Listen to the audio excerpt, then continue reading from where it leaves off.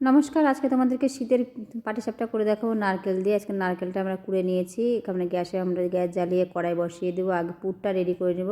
তো আমরা কড়াইতে দিয়ে দিলাম নারকেলটাকে। নারকেল দিয়ে আমরা দিয়ে দেবো এর মধ্যে কিছুটা গুড়। তো আমরা গুড়টাকে একটু ভেঙে টেঙে নিলাম, তো দিয়ে দিলাম একটু গুড় আর আমরা চিনি মিক্সড করে একসঙ্গে এটাকে পুরটাকে রেডি করব। তো চিনিও সামান্য দিয়ে দিলাম। তো এটাকে দিয়ে এটাকে কড়াইতে তার সাথে আমরা দিয়ে দেবো কিছুটা আমুল দুধ। আমুল দুধের প্যাকেটগুলো ছোটো ছিল দেখে আমরা 5 টাকা দামের প্যাকেট 3টা নিয়ে নিয়েছিলাম। তো কিছুটা আমুল দুধ দিয়ে এটাকে আমরা ভালো মতো করে নাড়াচাড়া করে একসঙ্গে মিশিয়ে নেব। মিশিয়ে নিয়ে এটা একটা সুন্দর একটা পুর রেডি করে নেব। তো পুর রেডি করার সঙ্গে সঙ্গে আমরা কিছুটা কিশমিশ আর কাজুও আমরা রোস্ট করে নিয়েছি। দিয়ে আমাদের দেখো পুরটা মোটামুটি হয়ে গেছে। পুরের কালারটা চেঞ্জ হয়ে গেছে। এদিকে কিশমিশ আর কাজু বললাম যে রোস্ট করে রাখলাম, কাজুটাকে আর কিশমিশও নিয়ে নিয়েছি। এবার এটাকে নাড়াচাড়া করবো যতক্ষণ না এটা রেডি হচ্ছে। দেখবো একটা কাঁচা গন্ধটা পুরের চলে যাবে। নাড়ুর মতন অতটা পাক দিতে হবে না, এটা হালকা পাক দিলে হয়ে যাবে। তো পাক হতে হতে আমরা কিছুটা জলে চিনিটা ভিজিয়ে রাখবো। আমরা একটা ব্যাটার তৈরি করার জন্য, পাটিসাপটা যেহেতু করবো সেই পাটিসাপটা ব্যাটার তৈরি করার জন্য আমরা সামান্য লবণ আর তার সাথে চিনি দিয়ে আমি এটাকে একটু জলে চিনিটাকে গুলতে দিয়ে দিলাম। এদিকে আমাদের পুরটা মোটামুটি রেডি হয়ে গেছে। এর মধ্যে আমরা এবার দিয়ে দেবো রোস্ট করা কাজু আর কিশমিশ দিয়ে এর একসঙ্গে মিশিয়ে ভালো মতো করে মিশিয়ে নিয়ে এটা পুরটা আমাদের রেডি হয়ে গেছে। এবার পুরটাকে আমরা নামিয়ে নেব। পুরটা নামিয়ে নিলাম। এবার একটা আমরা বাটি নিয়ে নিলাম। বাটিতে আমরা নিয়ে নিলাম কিছুটা গরম জল করে নেব।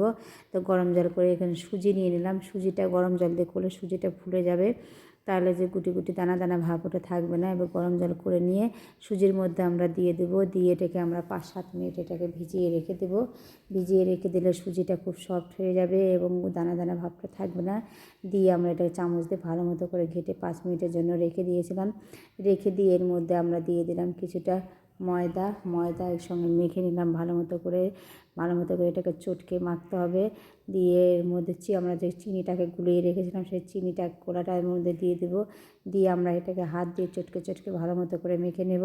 তোমরা চামচ দিয়েও করতে পারো, কিন্তু আমার হাত দিয়ে সুবিধা হয় দেখে আমি হাত দিয়ে ভালো মতো করে চটকে একদম কোনো রকম যেন গুটি ভাব বা দানা ভাব যাতে না থাকে সেইভাবে আমরা ভালো মতো করে একটা ব্যাটার তৈরি করে নেব। ব্যাটারটা পাতলাও হবে না, মোটাও হবে না। এই দেখো সুন্দর একটা ব্যাটার আমাদের রেডি হয়ে গেছে। এবার একটা বাটিতে আমরা নিয়ে নিয়েছি কিছুটা সরষের তেল আর নিয়ে নিয়েছি একটু বেগুনের টুকরো।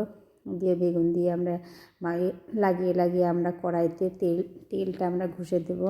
পাটিসাপটা করতে বেশি তেল লাগে না, ওই কড়াইটাকে শুধু একটু ঘষে দিলেই হয়ে গেল।